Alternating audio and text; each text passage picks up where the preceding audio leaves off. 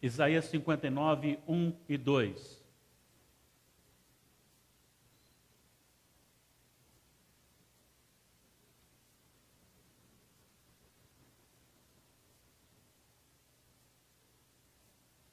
Leiam comigo, por favor, em voz audível.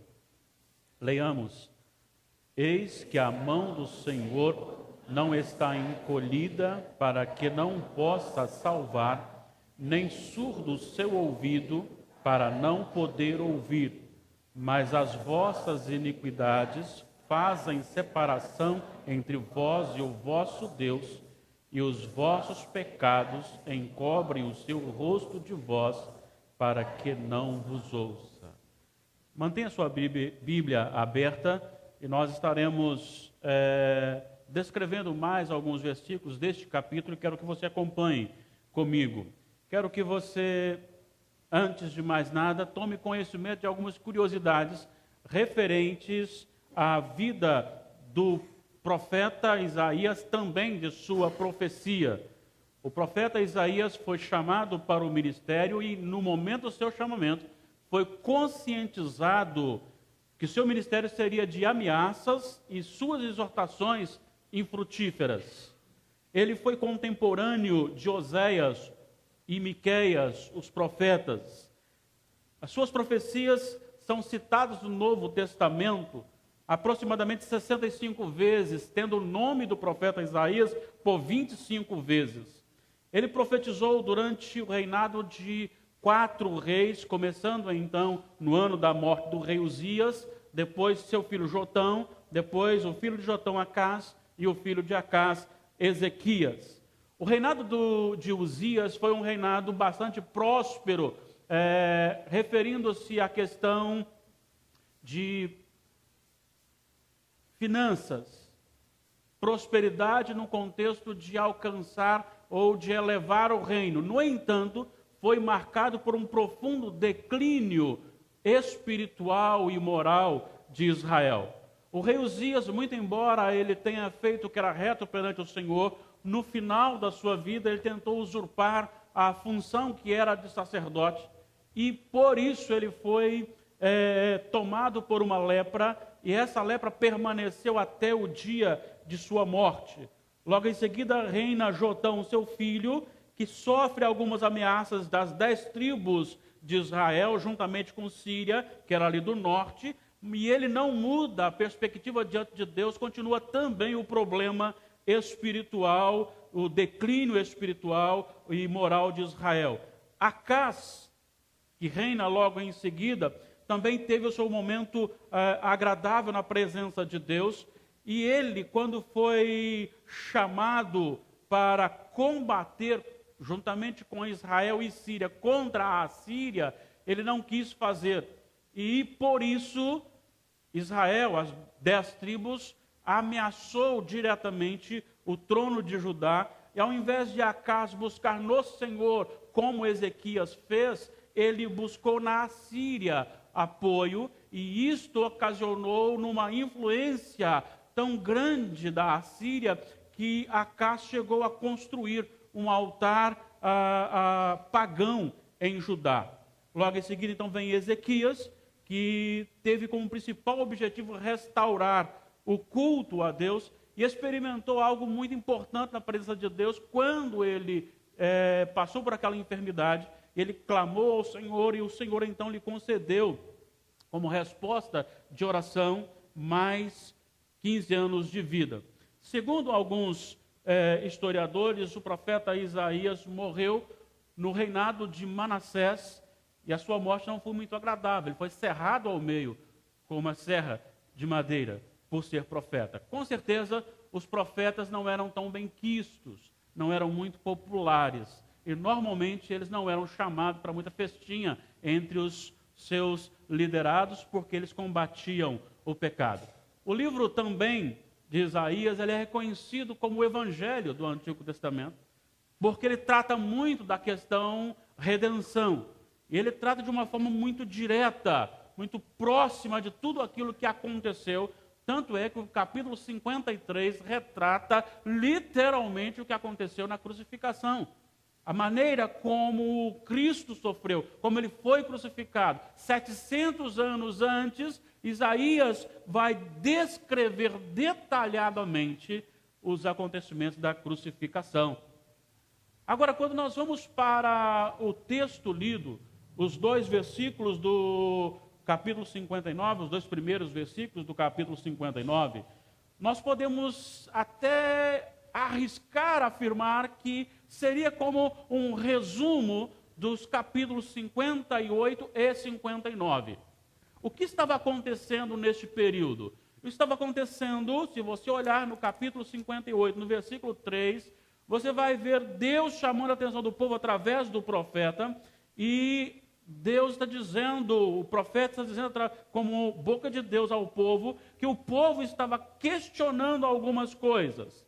E o que ele questionava? Ele questionava justamente a falta do mover de Deus, do poder de Deus. Aqui o que está acontecendo não é um movimento emocional que transforma o estado do culto, mas o que não estava acontecendo ali era Deus se manifestar poderosamente sobre a nação.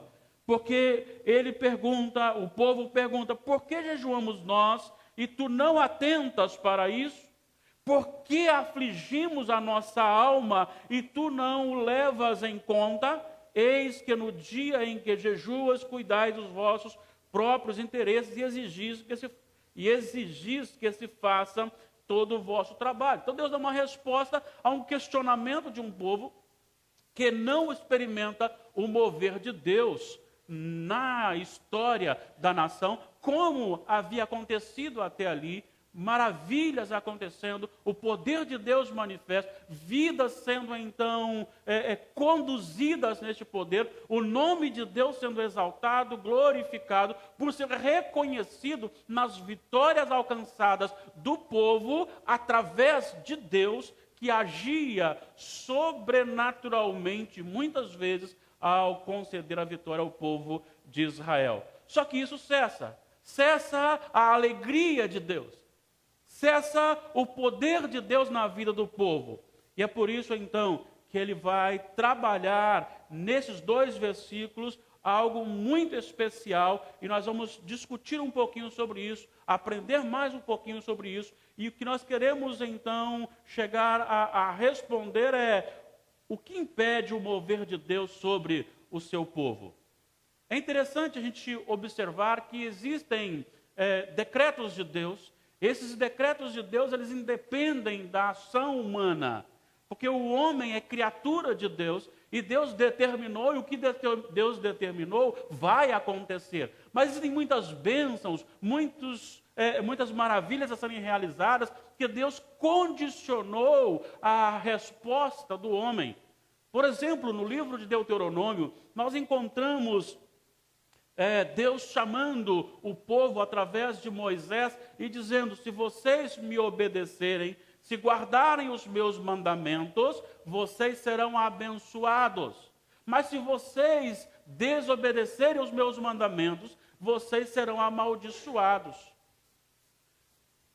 O Salmo, se eu não estou equivocado, 104, ele também tem uma bênção direcionada. Ele vai dizer justamente que a bênção do Senhor, a misericórdia do Senhor, elas são para aqueles que o temem, para aqueles que guardam os seus mandamentos, para aqueles que andam na luz, para aqueles que trabalham segundo o propósito de Deus, se colocando na presença do Senhor. Então existem bênçãos que são realmente proporcionais à sua entrega a Deus. Quando você vai para João, Jesus vai dizer, e João registra, que você pode fazer algo maravilhoso, assim como Jesus fez, ele dizendo: mas se guardar os meus mandamentos. Então aqui existe uma exigência para determinadas bênçãos. E o mover de Deus poderia ser muito mais nesta igreja, nas igrejas do nosso bairro, na nossa casa, na nossa família, se a nossa vida fosse um pouco diferente. Por que razão? Porque quando nós olhamos então para o versículo 50, primeiro do 59, versículo 1 do capítulo 59, nós encontramos Deus dizendo que Ele tem poder para salvar, para libertar e para atender às orações. Deus não deixou ou não diminuiu o seu poder. Deus não deixou de existir dentro da sua glória e majestade. E Ele vai dizer que a mão do Senhor não está encolhida para que não possa salvar, nem surdo o seu ouvido para não poder ouvir. Deus continua o mesmo. Deus não mudou. Mas tem algo errado acontecendo. Por que então nós jejuamos? Por que nós cultuamos? Por que nós fazemos vigília? Por que nós lemos a Bíblia? Por que nós estudamos? Por que nós nos quedamos aos pés do Senhor? E por que não acontece? Deus deixou de ser Deus? Deus deixou de ter aquele poder de levantar de um povo idólatra, como levantou Abraão, e fazer dele o seu servo, e levantar dele a sua nação? Deus deixou de ter poder ao manifestar o seu poder sobre o Egito, e principalmente na pessoa de Faraó. Esse Deus que nós servimos hoje é diferente. Deus envelheceu. Deus deixou de ter aquele poder? Não. Deus deixou de ser aquele Deus que abriu o Mar Vermelho? Não. Deus deixou de ser aquele Deus que agiu soberanamente ao livrar os 3 amigos de Daniel da fornalha de fogo? Não. Então por que Deus não age como agia? Por que não está acontecendo milagres na nossa vida? Transformação. Quando eu falo milagre, eu não estou me referindo a curas. Isso também pode ser e é agradável, mas estou dizendo de mudança, de transformação de caráter, de vida, de contentamento no Senhor, de alegria no Senhor. A palavra de Deus nos exorta que o nosso contentamento, ele está em Deus a ponto de o que Ele nos dá para subsistir deve ser o suficiente, tendo com o que nos vestir e o nosso sustento, estejamos contentes. Não por aquilo que recebemos, mas por estar em Deus, a presença de Deus. Só que a presença de Deus parece que deixou de ser importante. O céu parece que deixou de ser importante. E nós temos que nos basear na glória ou na graça futura. Algo que está prometido e que acontecerá. Deus continua sendo Deus e as suas promessas continuam sendo fiéis. Porque o Deus que prometeu, Ele é fiel. Ele cumpre todas as coisas. Quando o profeta Malaquias ele escreveu a palavra de Deus no capítulo 3, versículo 6, dizendo: porque eu, o Senhor, não mudo. Por isso vós, ó filhos de Jacó, não sois consumidos. Há uma promessa de manter o povo. E o Senhor não muda, Ele é o mesmo. Em Hebreus 13, 8, referente a Jesus, o autor diz: Jesus Cristo, ontem e hoje, é o mesmo e o será para sempre. Não há mudança. Deus continua o mesmo, o Todo-Poderoso. Agora, o que está impedindo o mover dele? Eu não estou dizendo, mais uma vez, vou repetir, eu não estou dizendo de uma euforia em alguns momentos da vida em que nos reunimos e que principalmente somos levados pela graciosidade, e graças a Deus por isso, dos instrumentos, ou de uma melodia que mexe com a nossa emoção e que é saudável. Mas eu estou dizendo de algo que realmente me dá um contentamento, de alegria e prazer nesse Deus Todo-Poderoso, a ponto de me alegrar e me emocionar quando leio a sua palavra, me emocionar quando vejo o agir de Deus na vida de pessoas, na minha e na história. Porque esse Deus é o Todo-Poderoso e continua sendo, porque a mão dele não está encolhida, nem os seus ouvidos estão tapados para que não possa ouvir. Mas se não está acontecendo alguma coisa errada, tem. E não é com Deus. Não é com Deus. Em segundo lugar, Deus não move com poder sobre o povo, porque ele não compactua-se com o pecado. Aí que está o problema. Por que Deus não está agindo? Por que não há uma transformação? Por que não somos tomados de alegria a ponto de romper com o mundo radicalmente? Porque Deus não está agindo. E por que Deus não está agindo? Porque nós não estamos colocando o nosso coração para buscar o Senhor. Olha só o versículo 2. Mas as vossas iniquidades fazem separação entre vós e o vosso Deus. E os vossos pecados encobrem o seu rosto de vós, para que não vos ouça. O problema está identificado. E Deus está dizendo, quando vocês estão perguntando, eu sou religioso, eu sou cultuante, eu até participo de jejum, eu até aflijo a minha alma, e tu não me respondes, ele diz, não respondo porque vocês estão fazendo isso, mas estão fazendo isso com o coração sujo. Não há uma transformação. E Deus não compactua-se com o pecado. Não adianta, irmãos, pessoa viver no pecado e dizer que está bem com Deus, não está. Eu não posso viver no adultério e dizer que estou bem com Deus, eu não estou. Eu não posso viver na mentira e dizer que estou bem com Deus e não estou. Eu não posso viver no desânimo com Deus, com a palavra, com a oração, e dizer que estou bem com Deus, porque não estou. Seria mais ou menos eu escolher alguém, não querer conversar com aquela pessoa, e alguém chega e diz aí, o que está acontecendo? Não, está tudo bem com ela. Não, não está. Se eu não quero conversar com ela, se eu não quero ouvi-la, se eu não quero a companhia dela, tem alguma coisa errada. Então, se eu não amo o estudo da palavra de Deus, se eu não amo a vida de oração, se eu não amo a congregação, e tem alguma coisa errada comigo entre mim e Deus. Porque há pecado, e este pecado tem travado este relacionamento com Deus. Este pecado tem tirado a alegria da salvação. E não adianta porque não é um momento que vai fazer a minha vida. É um processo de santificação. Hebreus 12, 14, seguir a paz com todos e a santificação, sem a qual ninguém verá o Senhor. É um absurdo, nós lemos aí há instantes, falando que eu amo a Deus, mas eu não amo meu irmão. Isso é mentira. Isso é mentira. Isso é pecado. E isso interrompe a minha alegria com Deus e em Deus.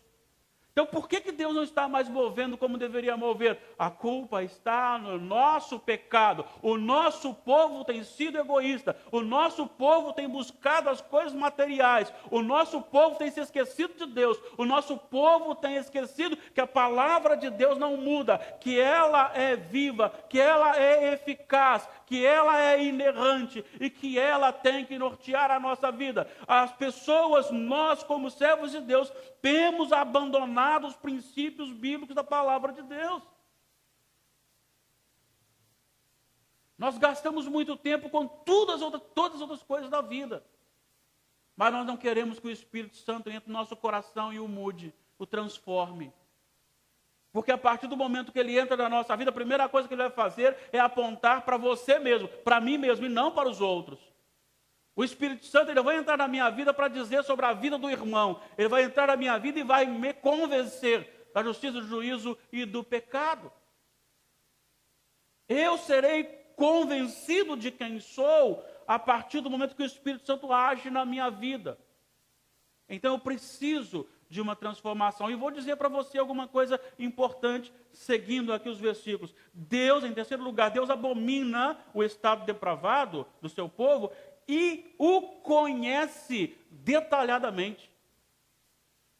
Ah, irmãos, como nós temos sido hipócritas ao cantar.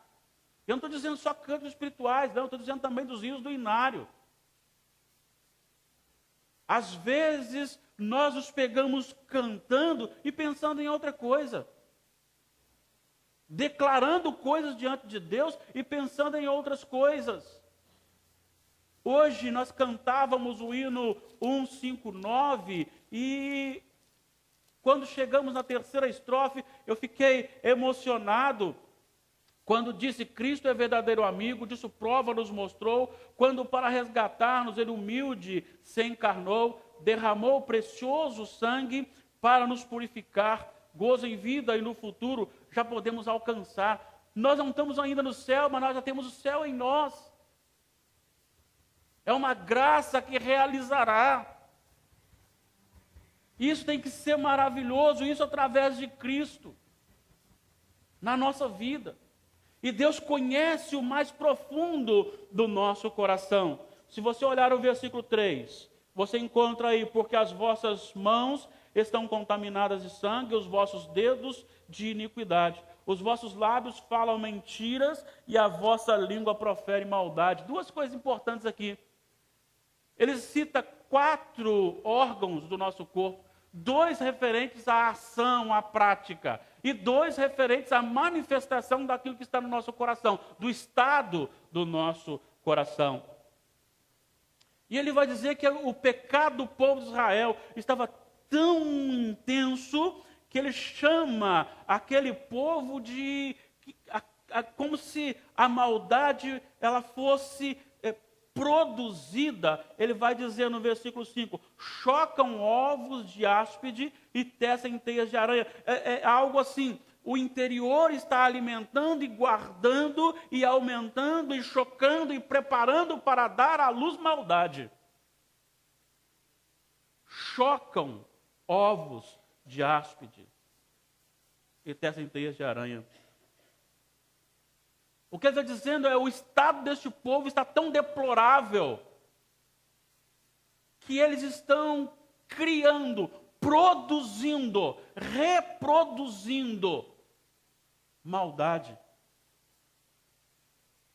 Lembram do tempo de Noé?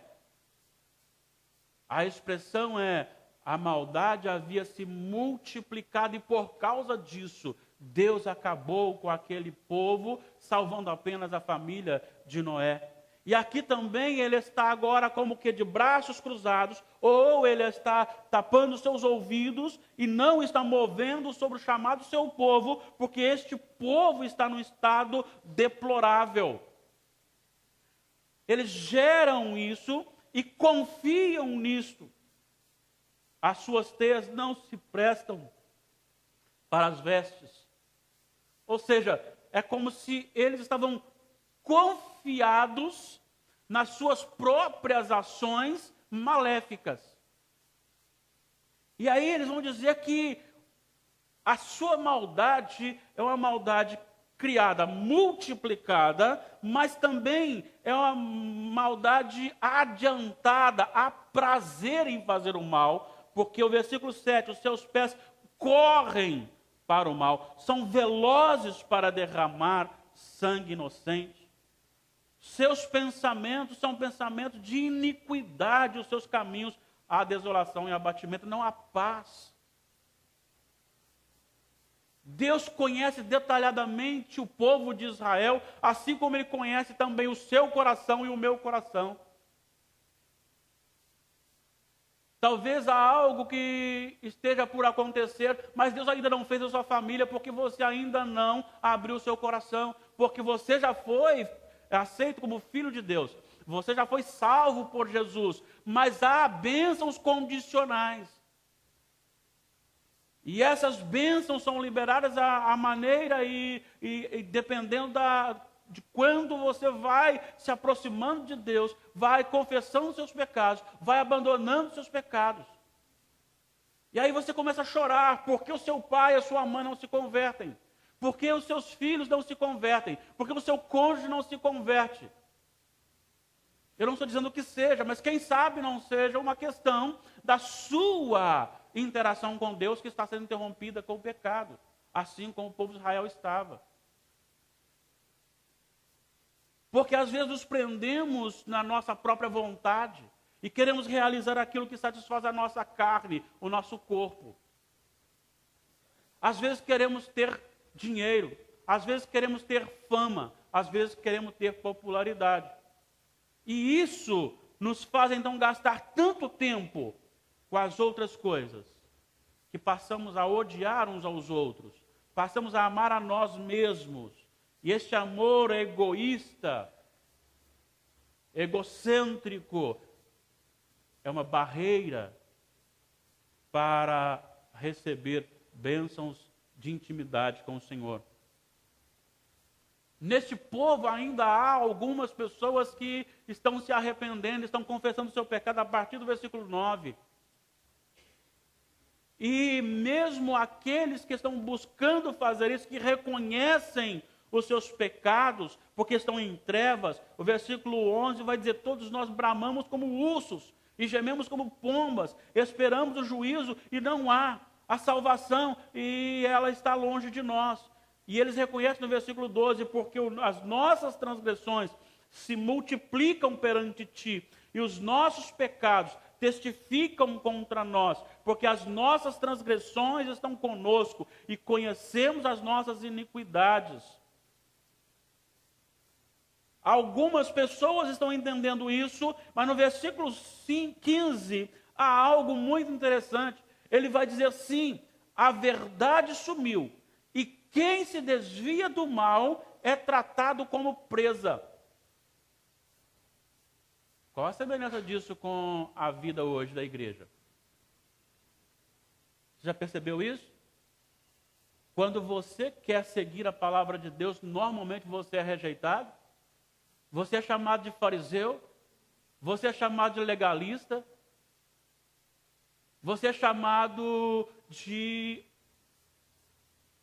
sem amor. Você é repreendido. Olha o que ele está dizendo aqui no versículo 15. Aqueles que buscam, são poucos, mas os que buscam pela verdade são tomados como presa. Quantas vezes nós agimos assim? Até gostamos, enquanto a repreensão vem para o outro. Mas quando ela vem para mim, as coisas ficam diferentes. Mas há aqui uma mensagem maravilhosa. E Deus vai dizer, o profeta diz que Deus olhou e disse assim: não tem um libertador. Não há nenhum homem capaz de mediar isto aí. Mas ele vai dizer que ele então levantará o Redentor. Versículo 20. Virá o Redentor a Sião e aos de Jacó, que se convertem, diz o Senhor. O que ele está dizendo é que Deus age soberanamente. O profeta Isaías fala sobre esse assunto, acusa o povo de estar em pecado e anuncia o Redentor. Hoje aqui a palavra de Deus vem ao nosso coração. E ao nosso coração também ela nos chama a uma renovação para experimentar mais de Deus com a promessa do Redentor já cumprida. Porque Jesus já veio, já morreu e já ressuscitou. E Ele já nos libertou do império das trevas. Nós não somos mais presos a este mundo. Por isso, nós precisamos, nós devemos, nós necessitamos de graça de Deus sobre nós, para uma transformação sincera e entrega total. Porque o capítulo 58 citado, os versículos finais, versículos 13 e 14, são assim descritos: se desviares o pé de profanar o sábado e de cuidar dos teus próprios interesses do meu santo dia, no meu santo dia, se chamares ao sábado deleitoso e santo dia do Senhor, digno de honra, e o honrares, não seguindo os teus caminhos, não pretendendo fazer a tua própria vontade, nem falando palavras vãs, então te deleitarás no Senhor. Eu te farei cavalgar sobre os altos da terra, e te sustentarei com a herança de Jacó teu pai, porque a boca do Senhor o disse. promessa para Israel. E no sentido espiritual, promessa para o povo de Deus no Novo Testamento. Promessa para o povo de Deus hoje, aqui, neste lugar.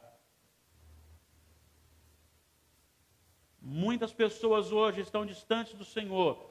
Não se alegram no culto, não se alegram com os trabalhos, porque falta essa intimidade, esse contentamento, esse deleite no Senhor. O que nós aprendemos com esse texto? Nós aprendemos que Deus é o mesmo eternamente. Deus agiu soberanamente na criação, na sustentação da história até o nosso momento. E com o mesmo poder Ele age nos nossos dias. E agirá para sempre. Porque Deus não muda. Ele é imutável. Nós aprendemos que a aridez espiritual vivida pelo povo que se chama povo de Deus é a causa de Deus não agir de maneira esplêndida na nossa vida e na nossa história, porque as nossas iniquidades, os nossos pecados, eles nos separam de Deus. Nós aprendemos que o Senhor, Ele é onisciente, Ele conhece o mais profundo de cada coração. E por mais que eu engane vocês com uma vida aparentemente piedosa, Deus conhece as minhas fraquezas, Deus conhece os meus pecados, Deus conhece tudo aquilo que ainda luta e guerreia no meu coração como carnalidade. E conhece o seu coração também. E Ele sabe de todo o seu propósito. Mas também nós aprendemos que há promessa para aquele que toma uma decisão de romper-se consigo mesmo, de romper-se com o mundo, com a carnalidade, e se aprofundar nos princípios da palavra de Deus. A promessa de contentamento, de alegria, de gozo. E se você fizer isso, se eu fizer isso, se fizermos isto, nós nos alegraremos na nossa devocional quando abrimos a palavra de Deus para a leitura. Nós não veremos o tempo passar quando estivermos juntos estudando a palavra de Deus. Nós sentiremos alegria e os assuntos fluirão nas nossas orações. E mesmo que os assuntos acabem, a comunhão com o Senhor é tão deliciosa que o desejo de permanecer ali continua. Se fizermos isso, se confessarmos os nossos pecados, reconhecendo-os e abandonando-os, Deus nos perdoa e nos dá este prazer, essa intimidade com Ele. Mas para isso é necessário fazermos uma varredura no nosso coração. E muitas vezes nós não vamos conseguir fazê-lo, porque nós vamos querer sempre justificar o nosso pecado. E aí torna-se necessário fazer como o salmista fez. Orar ao Senhor e pedir: Senhor, sonda-me, sonda o meu coração. Vê se há em mim algum caminho mau e guia-me por veredas justas. Assim como o salmista no Salmo 19, perdoa-me até das faltas que me são ocultas. E Deus vai trazer à tona aquele seu pecado. E Deus vai fazer você entender o seu pecado. E você vai esquecer da vida do seu irmão. E vai começar a pensar na sua vida. E aí você vai então confessando, e à medida que você vai confessando, aquele peso que vai tomando o seu coração, ele é de maneira maravilhosa, graciosa, arrancado, porque perdoado pelo Senhor, e você então vai ter vergonha daquele pecado, mas também você vai se sentir livre daquele pecado, porque o Espírito Santo estará lhe dando essa purificação. E aí você vai tomar a decisão de servir ao Senhor de maneira plena, com alegria, com gozo, contente pela presença do Senhor. Por que Deus não está agindo hoje na igreja? Por que Deus não age na minha vida? Por que Deus não age na minha família? A culpa é de Deus? Não, não é de Deus. Porque nós jejuamos, nós oramos, nós nos reunimos, nós até afligimos a nossa alma e Deus ainda não se move. Deus hoje fala ao meu e ao seu coração. É porque há pecado. Há pecado no seu coração, há pecado na sua família, há pecado na igreja. Há coisas que precisam ser abandonadas. Precisamos priorizar mais o Senhor. E Deus fala primeiro ao meu coração. Pois quando nós preparamos, estudamos a palavra, Deus toca o nosso coração. E Deus nos mostra quão frágeis somos. A responsabilidade de passar para vocês hoje esta mensagem, talvez reconhecida por alguns como dura mensagem, foi antes de tudo dura para mim e ao meu coração.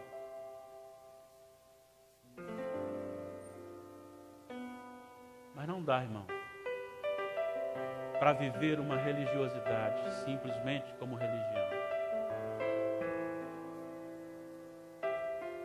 Quando nós não temos prazer no Senhor, nós perdemos o nosso tempo. Nós jogamos a nossa vida fora. Em nome do Senhor Jesus. O desejo do meu coração é que a começar em mim haja quebrantamento de corações. Que haja alegria no Senhor. Que a alegria cantada não seja apenas expressada como um cântico, mas seja algo vivido, experimentado. A alegria está no coração de quem já conhece a Jesus. Mas essa alegria, se realmente está no meu coração, ela tem que me motivar a viver para o Senhor. Pois assim como a promessa para aquele que rompe com os pecados da sua vida, também há a palavra dura de dizer que Deus continuará não agindo se eu e você não tomarmos essa decisão. Deus hoje, assim como falou para Israel, fala ao nosso coração.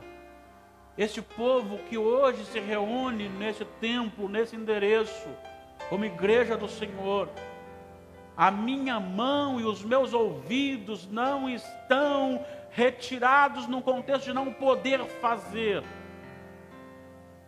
Só não estou fazendo porque vocês, e eu então me incluo, Deus falando também comigo, precisam de mudança, de conversão, de transformação.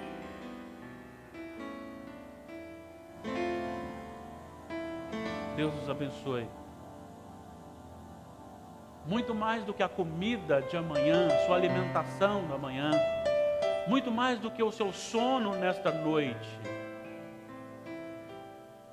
que Deus lhe dê, e também a mim, um renovo com Ele, bênçãos espirituais, convicção no Senhor.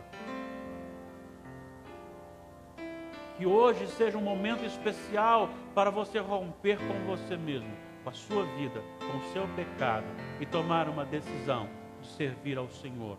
Que há promessas de céu para a nossa vida. Deus nos abençoe.